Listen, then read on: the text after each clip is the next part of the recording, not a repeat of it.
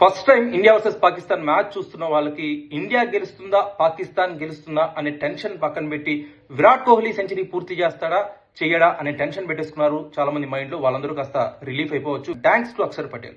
అక్షర్ పటేల్ యొక్క సపోర్ట్ లేకపోతే విరాట్ కోహ్లీ ఇవాళ సెంచరీ పూర్తి చేసేవాడు కాదు.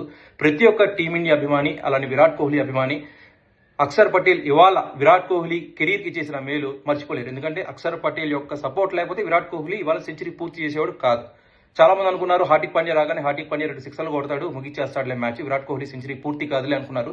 But unfortunately Hardik Pandya out అయిపోయిన తర్వాత అక్షర్ పటేల్ రావడం చాలా మంది డౌట్ ఉంది విరాట్ కోహ్లీ సెంచరీ పట్ల. But thanks to Akshar Patel and ప్రతి ఒక్క టీమిండియా అభిమాని ఒకరి మీద కోపం పెట్టేసుకున్నారు బాగా. అతనే పాకిస్తాన్ బౌలర్ షాహీన్ షాఫ్రీది. కావాలని వైట్ లేసాడు షాహీన్ షాఫ్రీది. స్టేడియంలో కూడా ప్రతి ఒక్కరు కూడా లూజర్ అని చెప్పి పాకిస్తాన్ క్రికెట్ టీం ని బూస్ట్ చేశారు. సో కావాలని చెప్పి వైట్ లేయడం అంతా కూడా కాస్త గేమ్ స్పిరిట్ కి విరుద్ధంగా జరిగినట్టు నాకు అనిపించింది. And Khushdil Pakistan bowler spinner Khushdil ఆ తప్పు చేయలేదు, వైడ్లు ఎక్కడ వేయలేదు, తను కరెక్ట్ గానే వేశాడు. విరాట్ కోహ్లీ దాన్ని బౌండరీ కొట్టాడు, సెంచరీ పూర్తి చేసుకున్నాడు.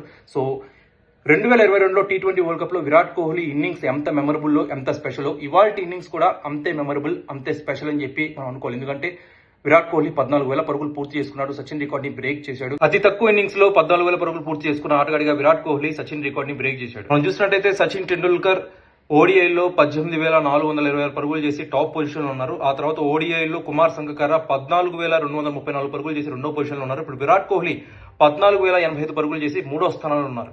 సో విరాట్ కోహ్లీ ఇంకొన్ని ఇన్నింగ్స్ ఆడితే కుమార్ సంగకార రికార్డ్ కూడా బ్రేక్ చేసేస్తారు.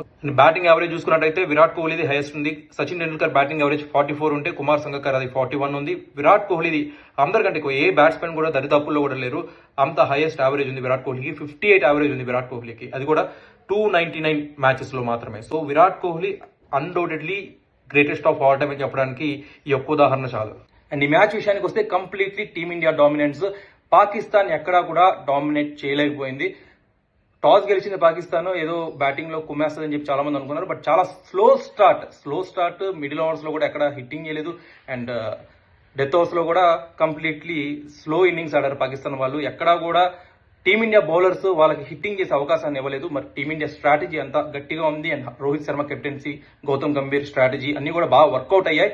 అండ్ చాలా మంది అంటున్నారు హర్షిత్ రాణా ఎందుకు టీంలో, హర్షదీప్ సింగ్ ని తీసుకోవచ్చు కదా, హర్షదీప్ సింగ్ ఓడిఐ స్టాట్స్ చాలా బాగున్నాయి కదా, 5 వికెట్ హౌల్ కూడా హర్షదీప్ సింగ్ ఉందని చెప్పి చాలా మంది కామెంట్స్ చేస్తున్నారు. హర్షిత్ రాణాని కాస్త డిస్కరేజ్ చేసే ప్రయత్నం చేస్తున్నాడు. బట్ నా దృష్టిలో హర్షిత్ రాణా బంగ్లాదేశ్ తో మ్యాచ్ కావచ్చు, ఇవాటి మ్యాచ్ లో కావచ్చు చాలా అద్భుతంగా బౌలింగ్ చేశాడు. ఇవాటి మ్యాచ్ లో 3.91 ఎకానమీ అంతే.